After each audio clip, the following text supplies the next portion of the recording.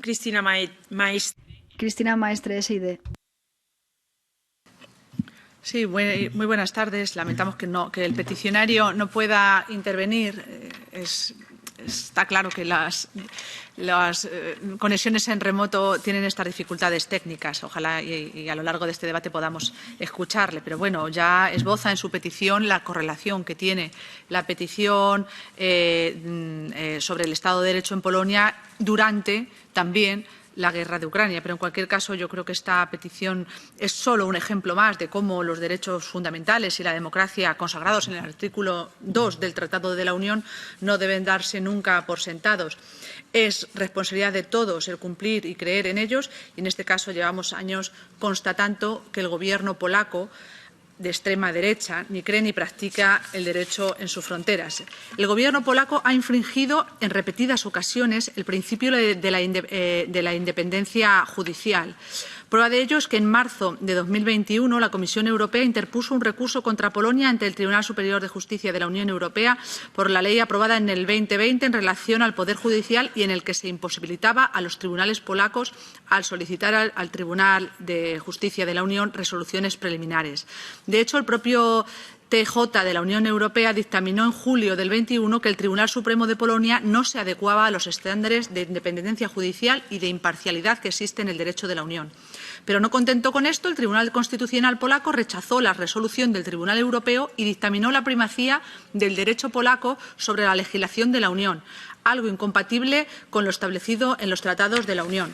Pero no es solo la jurisprudencia de la Unión la que ha dictaminado la falta de imparcialidad de la justicia polaca, ya que el Tribunal Europeo de Derechos Humanos también ha dictaminado que ni el Tribunal Constitucional ni el Tribunal Supremo de Polonia respetan las exigencias procesales necesarias para garantizar el juicio justo. Esto no es el resultado de un solo día ni de una reforma puntual del sistema judicial polaco, sino que se trata de una situación que lleva años gestándose en las entrañas del Gobierno polaco desde que el partido Ley y Justicia llegó al poder en el año 2015.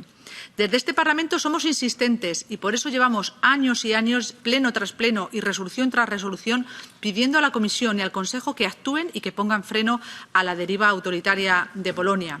Aunque se ha avanzado en algunos frentes, como la restricción de acceso a los fondos para que no cumplan con los valores de la Unión, aún queda camino para conseguir que el Gobierno de Polonia retroceda y recupere la imparcialidad judicial que se espera en un país democrático. Pero cuando hablamos de restricción de derechos en Polonia, no solo hablamos de la independencia del Poder Judicial, sino que también podemos mencionar el retroceso mayúsculo de los derechos de las mujeres, como medidas como la restricción del derecho al aborto. También podemos mencionar la discriminación institucional que existe hacia las personas LGTBIQ o de la negativa del Gobierno polaco a acoger a los refugiados desde la llegada masiva de ciudadanos que huían de la guerra de Siria en 2015. La situación de la crisis suscitada por la guerra en Ucrania y la posición transfronteriza de Polonia con este país puede poner en una situación aún más complicada respecto a los derechos y los valores de la Unión de este país. Tal y como sucedió durante la pandemia, es posible que algunos gobiernos tengan la tentación de utilizar este momento complicado para aprobar e impulsar leyes que amenacen aún más al Estado de Derecho. Por supuesto, el esfuerzo y la dedicación del pueblo polaco para acoger, apoyar y dar asilo a quienes huyen de la guerra en Ucrania ha sido reconocido y admirado por todo el mundo. Pero no olvidemos que los principales artífices son las ONG y la solidaridad de la población civil la que está permitiendo que quienes llegan huyendo de las bombas encuentren en Polonia un refugio seguro. No debemos olvidar que, a pesar de que el Gobierno polaco quiere elaborar ahora un relato que le permita convertirse en un europeo, es este mismo Gobierno el que está construyendo un muro fronterizo en Bielorrusia de 186 kilómetros de extensión en el bosque de Białowieża, último bosque antiguo de Europa, en el que los científicos califican como catástrofe medioambiental este muro enorme que está construyendo el Gobierno polaco.